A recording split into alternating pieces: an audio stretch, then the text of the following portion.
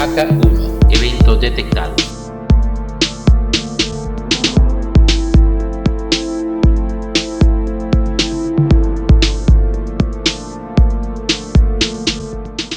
Hola, un cordial saludo a todos. Bienvenidos a este segundo capítulo de la serie de videotutoriales destinados a la ubicación de sismos utilizando el método de los círculos, el cual fue el tema principal de nuestro primer videotutorial. Los objetivos que nos proponemos es hacer práctica con un sismo real, como fue el de San Pedro Pochutla de magnitud 5.1 ocurrido el 15 de junio del 2023. Entonces dicen que la práctica hace al maestro, lo cual es cierto. Y en segundo lugar es la presentación de nuestro software de análisis denominado Sismoanálisis, el cual es una aplicación especialmente diseñada para uso educativo que pienso yo que va a reafirmar los conceptos teóricos descritos en toda esta serie de tutoriales. Sin perder más de un minuto, comencemos.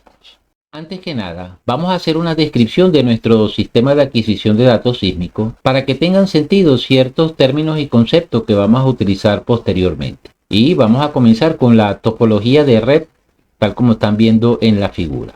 Básicamente está formado por nodos que generan información hacia la red. Cada nodo lo integran un sismógrafo y un router modem. Este está ubicado en la vivienda del operador.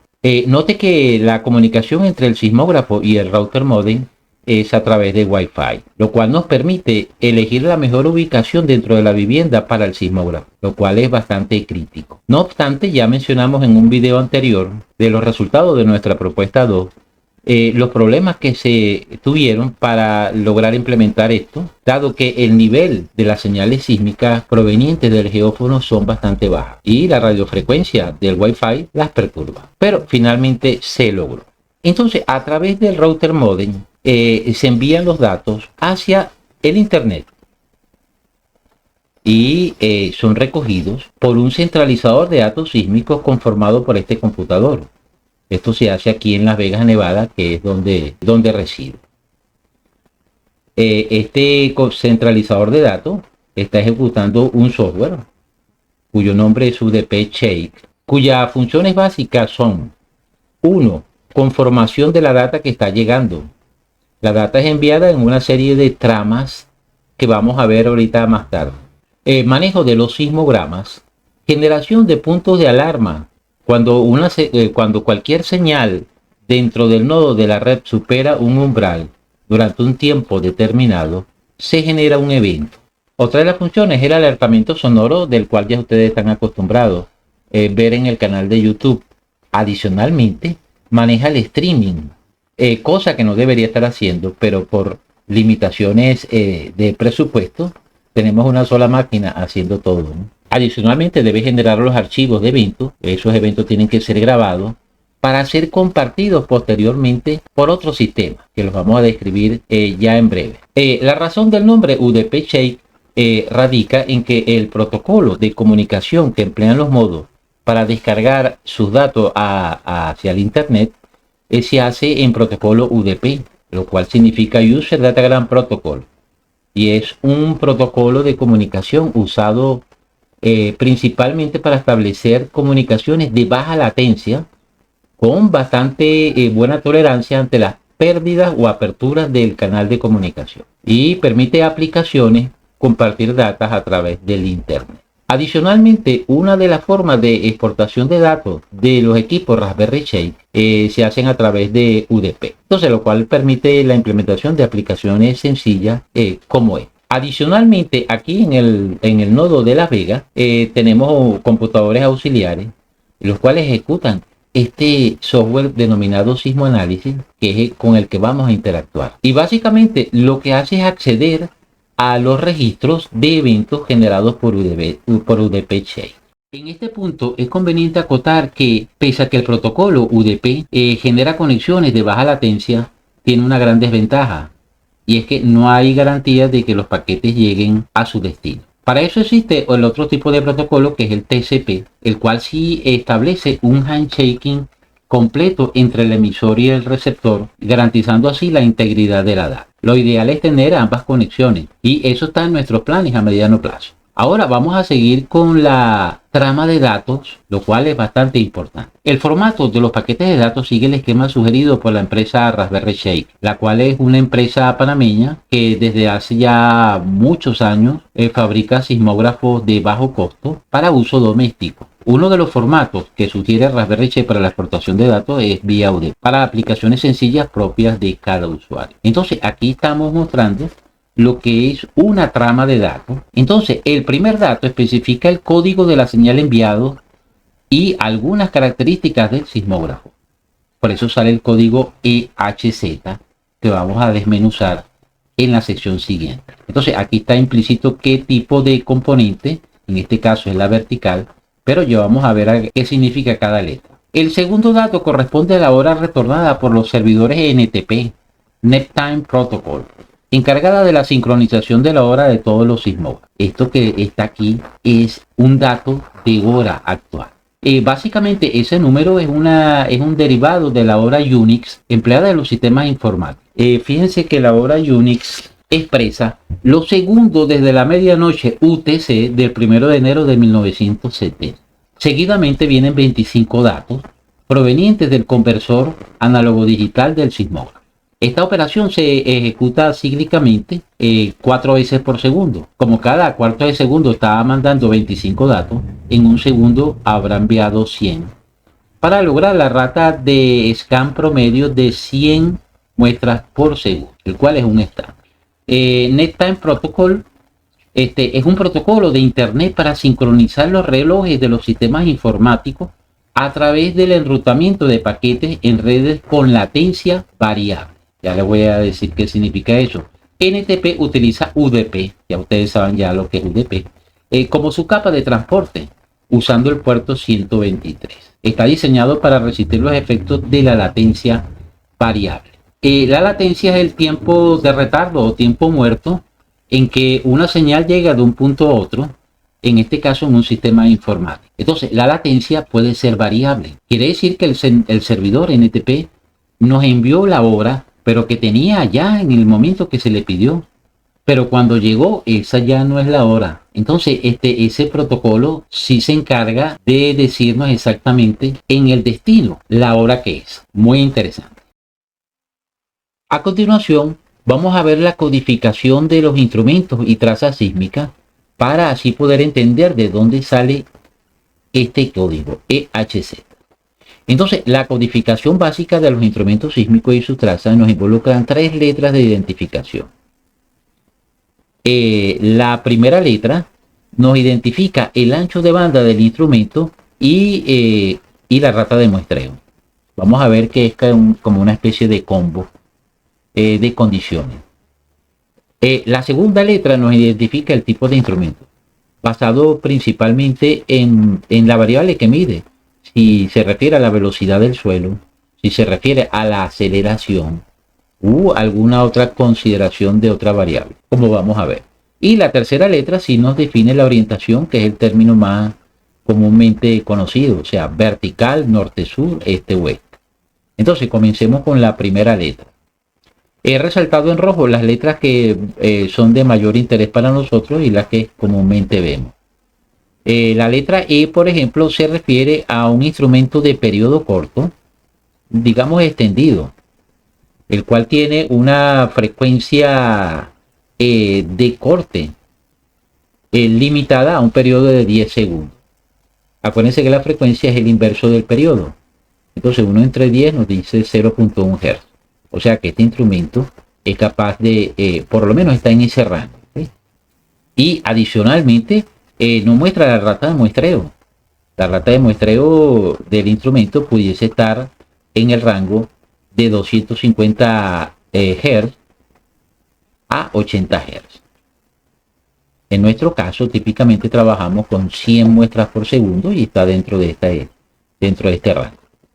También está la letra S, que es un instrumento de corto periodo o de periodo corto, en el cual entonces la rata de muestreo está limitada a 80-10 muestras por segundo. Y la frecuencia de corte del instrumento es la misma que la anterior. Entonces, en nuestro caso teníamos EHZ. Quiere decir que la primera letra, estamos ahorita con la primera letra, EG, nos identifica un instrumento de periodo corto. Otra letra también comúnmente utilizada es la H, la cual vamos a ver en ciertos sismógrafos del SSN o del CENAPRED. Entonces, la H nos identifica un instrumento que es considerado de banda ancha, con una rata de muestreo en este rango de 250 a 80. Típicamente están en 100, pero pudiesen estar un poco mayor. Y el periodo es mucho mayor o es mayor a 10 segundos. ¿Sí? Quiere decir que el rango mínimo de frecuencias a medir es extremadamente pequeño. También está el B, que es el mismo H, pero con la rata de muestreo limitada. Ahora sigamos con la segunda, que es el código del instrumento. Entonces aquí figuran básicamente dos letras básicas. La letra H, que se trata de un sismógrafo de alta ganancia, lo cual es típico con instrumentación electrónica. Pero también hay otros que a lo mejor no son de ganancia tan alta, a lo mejor por cuestiones históricas. Entonces está la letra L para especificar un sismógrafo de baja ganancia. También está la letra G para instrumentos que miden gravedad. Y una letra de especial interés, la N, la cual se refiere a un acelerómetro.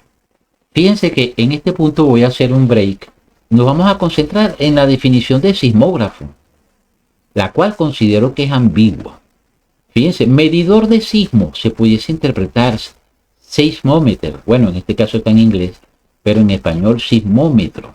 Entonces, normalmente el término sismógrafo está destinado para instrumentos que miden la velocidad del suelo. Y cuando se trata de un acelerómetro o acelerógrafo, nos indica que se está midiendo la aceleración del suelo. En otras palabras, qué tan rápido está cambiando la velocidad. Son dos variables distintas, pero ambos deberían ser considerados familias de sismógrafo. Entonces, cuando se dice el sismógrafo y ese equipo al mismo tiempo mide aceleración, se crea confusión hasta de mucha gente. Bueno, ¿qué equipo es ese? ¿Es acelerógrafo o sismómetro? Entonces entramos en estas definiciones básicas. ¿Quién fue primero, el huevo o la gallina, por ejemplo? Entonces fíjense que la letra N tiene una consideración, tiene un asterisco, que dice que históricamente los canales asignados para acelerógrafo han utilizado las letras L y G. Esto por razones históricas. Pero a partir de agosto del año 2000 se empezó a utilizar la letra N. Y esto es una convención de la FDSN. FDSN significa Federación Internacional de Redes de Sismógrafos Digital. Entonces es un organismo que regula ciertas convenciones y reglamentos y especificaciones. Los códigos aquí empleados se emplean dentro del protocolo SIP. Fíjense que nosotros especificamos un protocolo que nos sugirió Raspberry Pi, pero hay protocolos profesionales ya destinados para estas funciones. Dentro de ellos el más común es el SIP. ¿Qué significa? ¿Qué significa? Estándar de intercambio de datos sísmicos. Y ahora vamos con la tercera letra, que es la que más conocemos todos, que se refiere a la orientación. Entonces, aquí figuran las letras básicas, son ZNE. Z se refiere a una traza en el eje vertical, N en el eje norte-sur. Una componente horizontal es esta y la otra componente horizontal es la este, oeste. Entonces, vamos a volver acá. EHZ.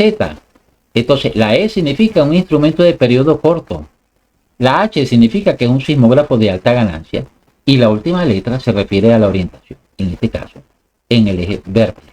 Pero ahora vamos a practicar para ver si entendieron. Vamos a ver, esta es la codificación del sismógrafo PPIG de la estación sismológica Popocatépetl. Fíjense que nos dice PPIG, cuál es un código propio que le asigna el CENAPRED o el propietario. Y fíjense que aquí sale la codificación del instrumento. Entonces nos dice que es HHZ. Entonces, HHZ. Vamos a ver qué significa el HHZ. La primera letra, aquí está, la primera letra, nos dice que es H.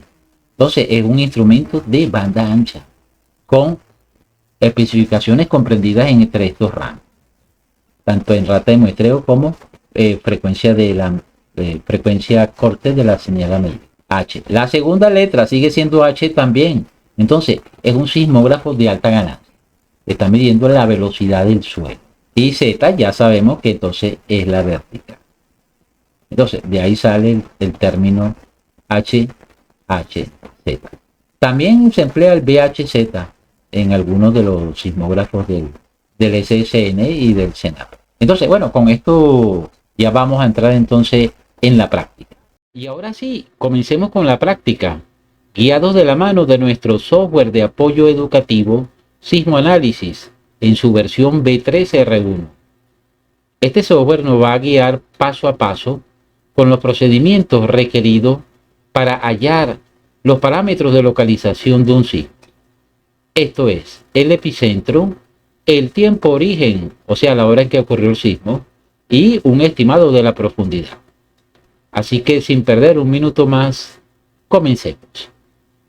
Primeramente vamos a hacer una descripción de los controles básicos de la pantalla principal de Sismoanálisis. Aquí a la izquierda está la zona de los archivos de datos con los cuales vamos a trabajar. Aquí están las carpetas y aquí, una vez seleccionadas las carpetas, van a aparecer los datos. Entonces yo voy seleccionando los archivos de datos y los voy transfiriendo a mi zona de trabajo, la cual está en esta parte de la pantalla. La interfaz es bastante sencilla, solamente hay después una serie de botones que nos dirigen a pantallas de control o configuración. Una vez que yo seleccione los archivos con los que voy a trabajar, va a desaparecer esta imagen y van a aparecer más controles. Entonces vamos a dirigirnos acá. Esta data fue generada por el software UDP Shake, del cual hicimos mención al comenzar este tutorial. Entonces nos vamos a la carpeta del 2023, mes 6, junio y día 15. Y aquí aparecen los tres archivos de datos capturados por las estaciones JC2, JC3 y Puebla. Así los entrega el software UDP Shake. A continuación selecciono acá el primer archivo a través de este botón o dándole doble clic lo transfiero a la zona de trabajo. Aquí ya aparece el número de trazas con la que voy a hacer el análisis. Selecciono 3 en este caso y ahora selecciono el segundo archivo, selecciono y así hago con el tercero. Y ahora puedo configurar las opciones con las que voy a manipular cada archivo de datos. Entonces primeramente es el filtro. Vamos a decirle, asignarle un filtro de respuesta impulsiva IR, que es con el que trabajamos. Seguidamente le voy a asignar el factor de calibración. Los datos inicialmente que está enviando UDP Shake son datos directos de lo que indica el convertidor análogo digital. Entonces yo lo voy a procesar para que me den micras por segundo. Y aquí hace falta ajustarle el factor de calibración que hace esa conversión. Entonces selecciono ese valor 31.33519, el cual es un valor particular para los sismógrafos de serie JC. A continuación selecciono el tipo el color de la traza, en este caso es rojo. El sistema me pregunta si quiero hacer un cálculo de Mercalli. No, porque no es una señal de aceleración. También me pregunta si quiero hacer cálculos extra. Esto es, una vez que está la data cruda en conteos del conversor análogo digital y procesado por el filtro IIR, quiero hacer algún cálculo adicional. En este caso le voy a decir ninguno, pero tengo varias opciones que vamos a tocar en un futuro. Puedo hacer un procesamiento integral, puedo hacer un procesamiento derivado, o sea, la derivada de la data, o doble integral, y esto va creciendo en lista, ¿okay?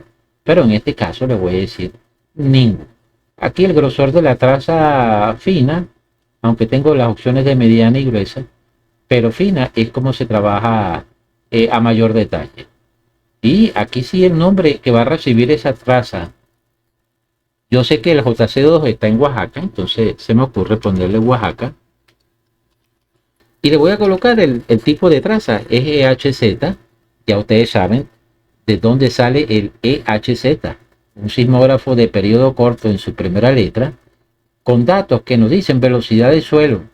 Y la tercera letra es la componente vertical. Y aquí sí le voy a colocar la unidad para la gráfica. En este caso, micras por segundo. ¿Ok? Aquí voy a copiar porque lo voy a utilizar después. Y así hago lo mismo para la segunda traza. En este caso tengo que decirle que es otro filtro el que voy a utilizar.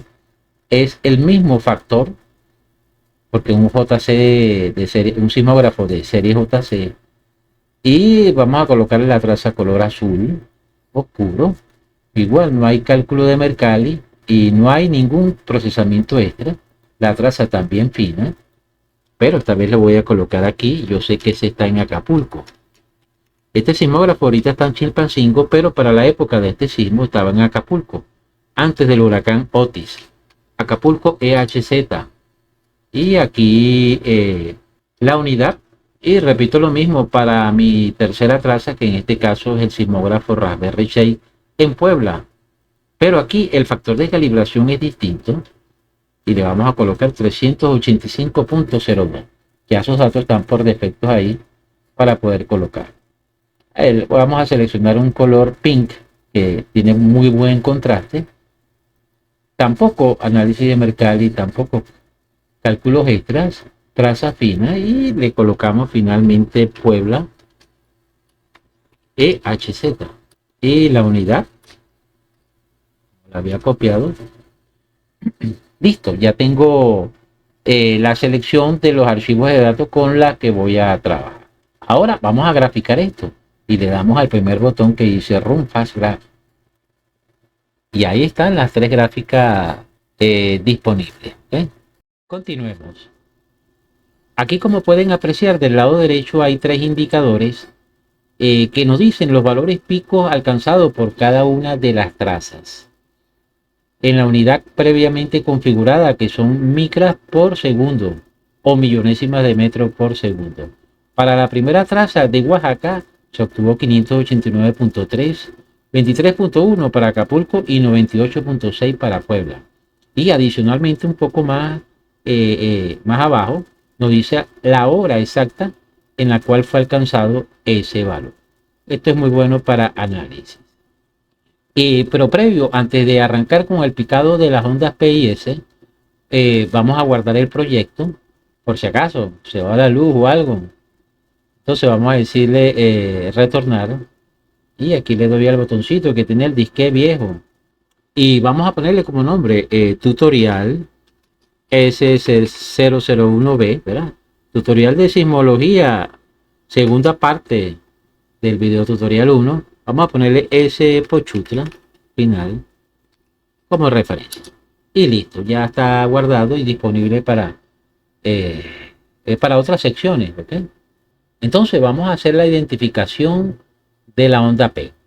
Ojo que aquí es muy recomendable no utilizar filtro en donde se pueda. Hay data que es un poco ruidosa y no nos queda más remedio, pero eso va introduciendo errores paulatinos.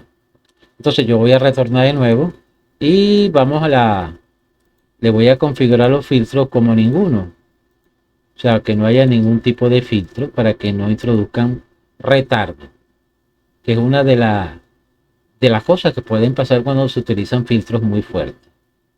Entonces le digo de nuevo que haga el run.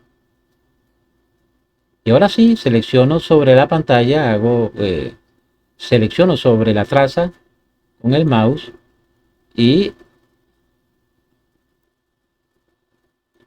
tengo la ampliación. Entonces aquí resulta obvio, mire, aquí con el mouse me puedo echar para atrás, para adelante, ¿ok? Veo que antes de llegar la onda P, estaba con este perfil, ¿ok? Y aquí se ve claramente que aquí comenzó con una disminución, ¿ok? Entonces yo diría que la onda P La voy a marcar acá, ¿ok? Le doy clic enseguida sobre uno de los puntos de datos. Ahí sale la manito. Y para decirle que ese es un punto P, me voy a la opción de menú aquí a la izquierda y le digo marcar como onda P. Perfecto. ¿Sí?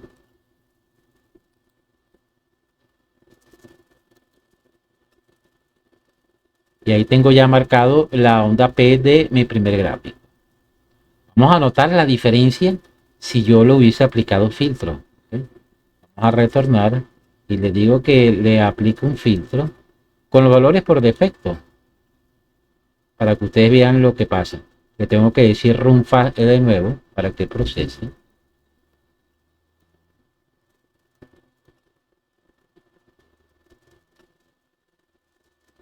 Vean que parece que el ya con filtro se detecta después.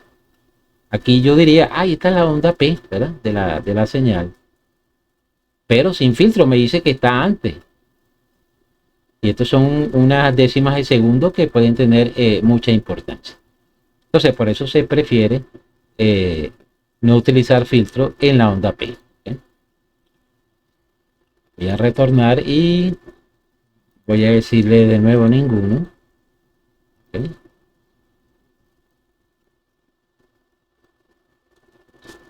Fíjense que aquí ya aparece la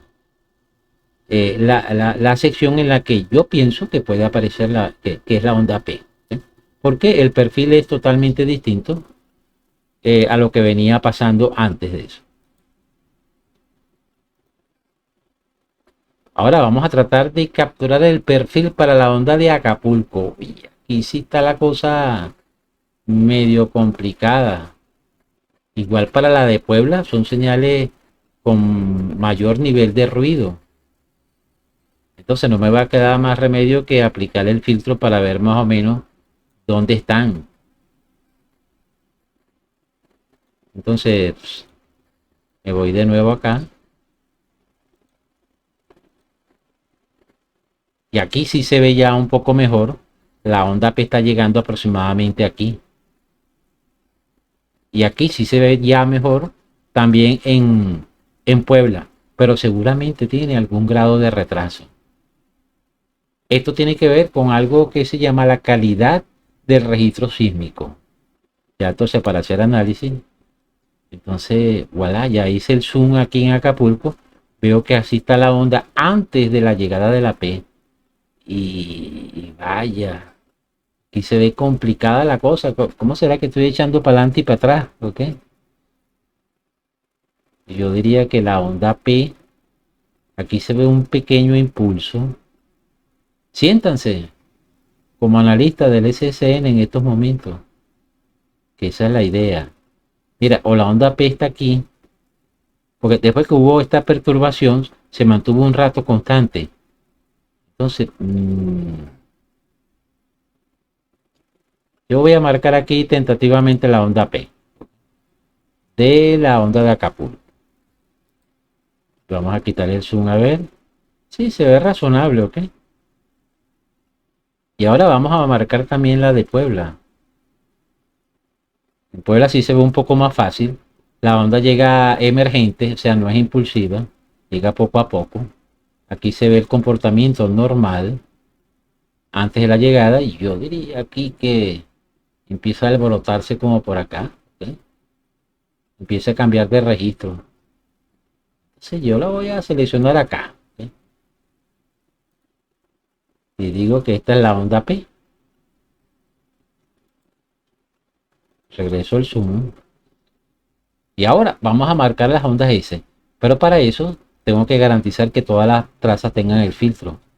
Entonces, de hecho aquí se recomienda, dicen los expertos, un filtro pesado, ¿ok? De baja frecuencia. Pero ojo que en la mayoría que tengas un filtro más pasa baja, puedes introducir también mayor retraso. Entonces la elección del filtro pasa a ser como un arte también. Entonces voy a decirle room. Vamos a seleccionar acá la porción donde pensamos que está la onda S en el registro de Puebla. Perdón, en el registro de Oaxaca. Aquí está marcado la onda P. Oye, aquí sí se ve un poquito mejor. Vamos a ampliar más los puntos. Vamos a quitarle a ver si se ve mejor. No, yo veo mejor con los punticos para esta oportunidad, ¿ok?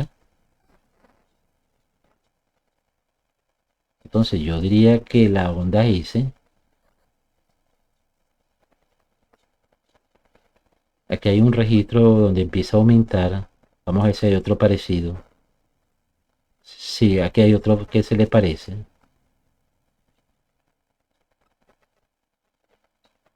Después se quedó un poquito quieta. O está aquí o está aquí. Hay una incertidumbre de un segundo. La voy a colocar acá aproximadamente. Aquí. Esta sección me dio duda, ¿ok? Esto puede ser todavía un reflejo. Entonces, fíjense de lo que estamos hablando, ¿no? Hay que ser un propio analista para... Ahora le digo que lo marque, pero como ese, ¿ok? Y ahí está ya mi primer picado, ¿ok? Y ahora vamos a analizar la onda S en Acapulco. Aquí, bueno, está todo alborotado. Yo diría que está más fácil acá. Aquí está sin puntos. Aquí es donde de verdad empieza a llegar fuertemente. Esta onda está complicada porque aquí parece que hay un reflejo, una onda reflejada de la misma P. Pero de verdad aquí es donde empieza a aumentar de forma ya muy repetible. ¿Sí?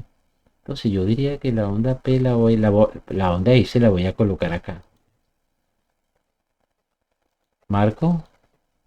Ya tengo mi segunda. Y ahora finalmente Puebla.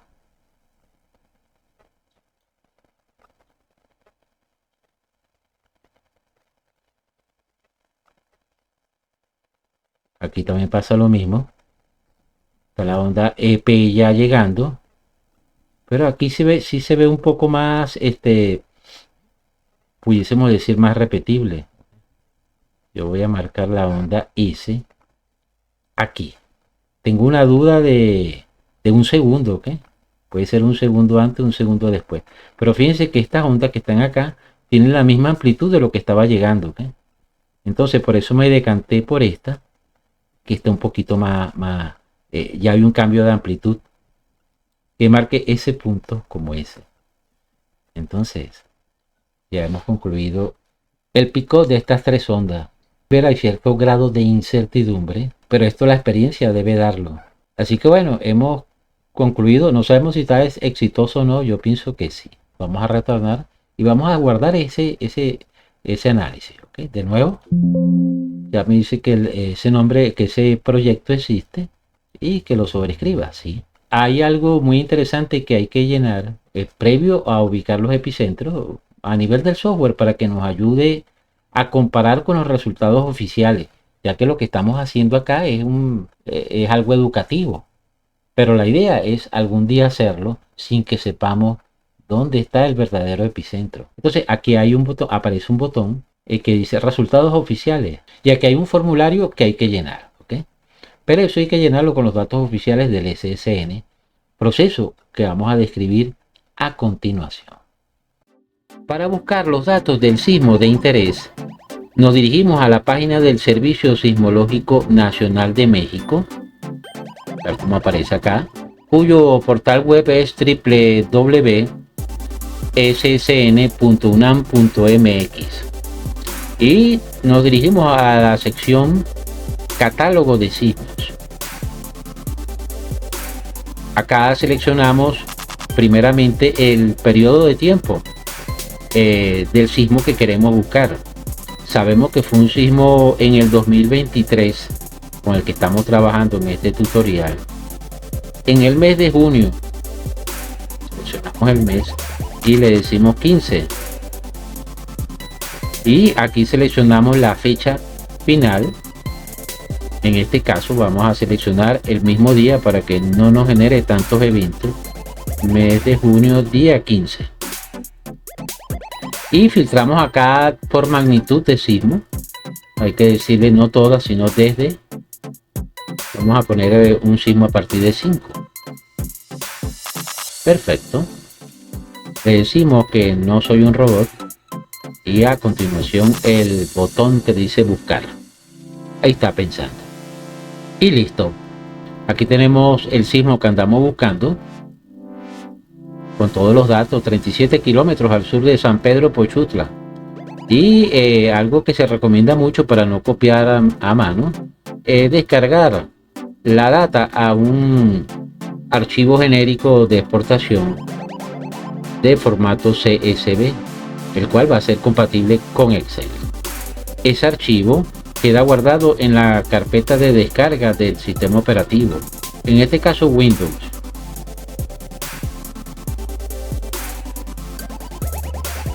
Y aquí está en Excel ya. Está un poquito comprimido. Entonces simplemente acá le damos un poquito de espacio a cada una de las columnas. La data está aquí, ¿okay? Pero para permitir una mejor visualización. Y aquí comenzamos a copiar los datos hacia Sismoanálisis a través del portapapel. Que le decimos copiar. Y ya está disponible la data.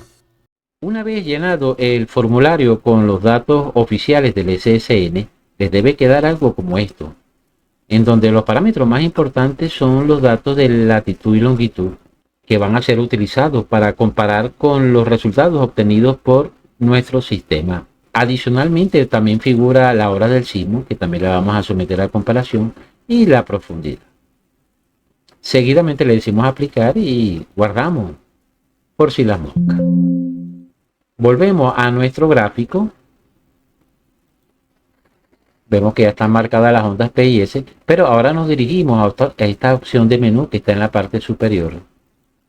Y vemos que ya aparece una tabla, la cual ha extraído los datos obtenidos por el pickup en las gráficas y ya ha transformado a tiempo directamente. Esto ahorra bastante tiempo. Y ya también nos ha hecho la diferencia de los tiempos de su SP. Y ha aprovechado para aplicar el método simplificado del 8 de su SP para hallar una distancia hipocentral. Y ahora vamos a aplicar este procedimiento pedagógico. Nos dice, bueno, recalcula aquí los tiempos de arribo de su SP y llenó la tabla de nuevo. Pero nos llenó dos datos adicionales. Nos llenó la hora de arribo, la diferencia entre las horas de llegada de los tiempos de su P. Y calculó, como ya tiene el TSUSP, calculó la pendiente, vendría siendo la pendiente de la recta de Guadati, pero no evaluado en la recta, sino en 2 puntos consecutivos. Esto va a tener sentido dentro de un momento cuando lo explique más a detalle. Vamos con la segunda opción y ejecutamos un análisis de Guadati, donde vamos a calcular el tiempo origen. Notemos que aquí está la recta, se ve más o menos bien, algunos puntos no están tan cuadraditos, pero es algo normal. La pendiente de esa recta nos dio 0.8139, lo cual le vamos a aplicar con más detalles dentro de un momento. Y los resultados finales de aquí del tiempo origen es que nos dice que la hora del sismo estuvo a las 20:03:34 con 888, o sea un poquito más, y las 20:03 con 35. La hora reportada por el SSN es las 20:03 con 38. Hay una diferencia de 3 segundos. Esto, por supuesto, obedece a las incertidumbres que tenemos en el marcaje exacto de las ondas P y S. Y que solamente tenemos 3 estaciones y no podemos seleccionar otras que a lo mejor el arribo se note mejor.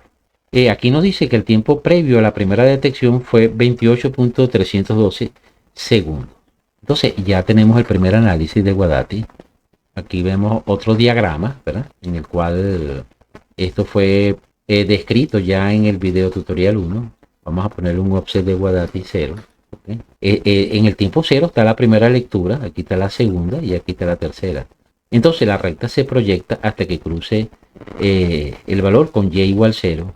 Entonces nos dice respecto al valor 0, que es el tiempo en que llegó la primera lectura a la estación Oaxaca en este caso, entonces nos dice con cuántos segundos de anticipación ocurrió el sismo. Entonces ocurrió 28.312 segundos antes. Al restarle de la hora T sub P real obtenida del gráfico, obtenemos entonces la hora ya del sismo. Al ejecutar esta acción de menú de cálculo de distancias hipocentrales, entonces se efectúa los cálculos de ubicación, pero basados en el método de los círculos, tal como se expresó en el video tutorial número 1. Dado que ya conocemos la hora del sismo, que fue a las 20:03:34, fíjense que está ahí, ya nos permite calcular tiempo neto de viaje de la onda sísmica desde el hipocentro hasta las estaciones sismográficas, tal como aparecen dibujadas acá. Y se ha asumido una velocidad, en este caso por defecto, de 6 kilómetros por segundo. Ahora sí vamos a decirle que por el método de los círculos y basado en el método de Guadati, ¿okay?, nos dibuje el epicentro. ¿Okay? Y entonces aquí aparece ya la ubicación del epicentro, está marcado por este puntico verde. ¿Okay? El puntico que sale con color naranja es justamente el epicentro del SSN. Note que hay una diferencia, ¿okay? Pero también note, vamos a decirle a regresar, que si yo voy ajustando aquí la velocidad, vamos a ponerle en vez de 6.2 kilómetros por segundo, y vuelvo a graficar esto, ya la diferencia se va achicando, y así volvemos y vamos a darle 6.4. Fíjense que ahí está prácticamente montado sobre el epicentro del SSN. Quiere decir que es muy factible que la velocidad de onda P no sea exactamente 6 kilómetros por segundo. En este caso nos cuadró con un valor de 6.4, como vieron acá. También podemos entonces calcular por el método simplificado basado en esta tabla cómo quedaría esos círculos. Aquí está, también da bastante bien por el método del 8T sub SP. Vamos a regresar acá, ¿ok? Y ya con esto, con estos datos puedo entrar por ejemplo, al Google Earth y verificar nuestros cálculos. Algo que deben estar pensando todos ahorita es de dónde salió este mapa. ¿Estoy en el Google Earth o no? No estamos en el Google Earth. Esto es parte de la aplicación también de Sismo Análisis. Lo que ha hecho es capturar una porción del mapa generado por Google Earth y se hace una captura de pantalla y se transforma en imagen. En la captura de pantalla se hizo dibujando las grid para que nos muestre las latitudes y longitud. Fíjense que aquí tenemos entonces la longitud 105 oeste. Aquí está la 103, quiere decir que aquí está la 104, 101, 99, 97, 95. Y aquí están las latitudes. ¿Okay? Aquí está la 15, la 16, la 17, la 18 no aparece dibujada porque se confunde con este valor de longitud. Aparece la 19, 20, 21. Y fíjense que en los puntos de intersección hay unos punticos rojos. Esos punticos rojos es una linealización que se tuvo que hacer para simplificar el desarrollo de este software y brindar resultados bastante precisos. Pero requiere un proceso manual de setup, ¿okay? Pero se hace una sola vez. Y aquí en la última opción le decimos cálculo del hipocentro. Pero vamos a retornar a 6 kilómetros porque aquí hay algo interesante. Y es que cuando se utiliza el factor de 6 kilómetros, las profundidades dan bastante bien. Pero el epicentro se aleja un poco. Pero al ajustar la velocidad de onda P a un valor más alto, el epicentro, el error respecto al SSN en el epicentro se achica, e incluso llegan a coincidir casi que exacto, pero las profundidades no cuadran. Entonces aquí vamos a retornar de nuevo a 6 kilómetros. Y aquí nos sale un warning diciendo que la distancia epicentral, o sea la superficial, es mayor que la hipocentral, lo cual no puede ser. Como ustedes vieron en el método anterior por eso es que tienen que ver muy bien el tutorial número 1, se emplea un método de Pitágoras para calcular la profundidad y está metido dentro de una raíz cuadrada. Sucede que cuando la distancia epicentral es mayor que la hipocentral, la raíz da negativo. Entonces matemáticamente no existe y es un error. Aquí nos dice que es en 2 estaciones, ¿ok? Regresamos y aquí nos dice que la profundidad es de 23.5 kilómetros en la estación de Puebla. Eso hay que restarle los 2000 y tantos metros que tiene la estación y nos da aproximadamente 21 kilómetros. Los resultados del SSN fueron 16. Esto sería una casualidad que hubiesen cuadrado, ¿ok? Un puntico más, un puntico menos influye demasiado. Entonces, estas son la parte de las bondades del sismoanálisis. Y con esto termina el video tutorial de hoy. Esperando que haya complementado bastante bien los conceptos teóricos emitidos en el primer video. Y en este caso, el sismo de San Pedro Pochutla nos ha servido como ejemplo para aplicar el método de los círculos en la localización de un sismo. Les adelanto que el próximo video trata sobre el análisis del sismo en Puebla ocurrido en diciembre del año 2023, el cual nos generó muchísima data digna de análisis. Y nos despedimos con una utilidad que tiene este software, que es la de recrear a velocidad 1 a 1 en los momentos de llegada de las ondas P y S y sentir cómo van llegando a las estaciones.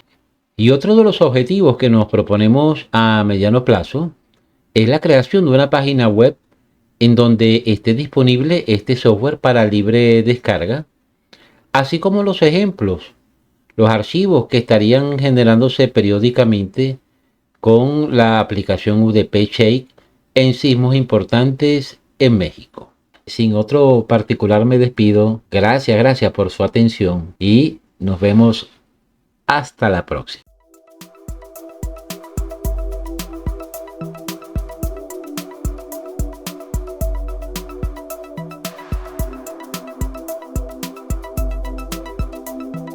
Oaxaca 1. Onda P detectada.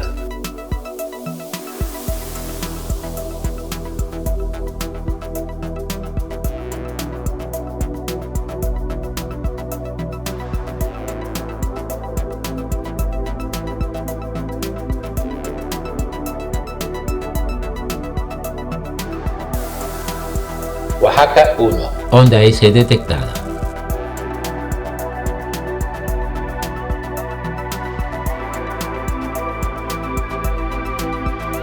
Acapulco 1. Onda P detectada. Puebla 1. Onda P detectada.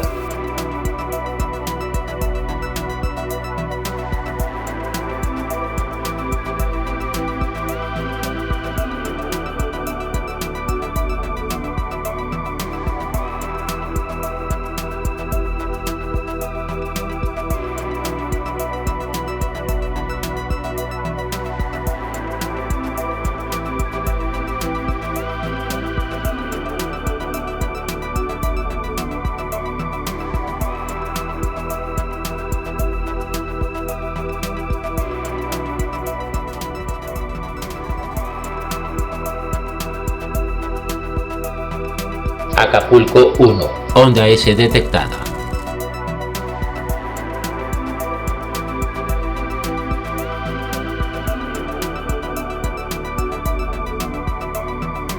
Puebla 1. Onda S detectada.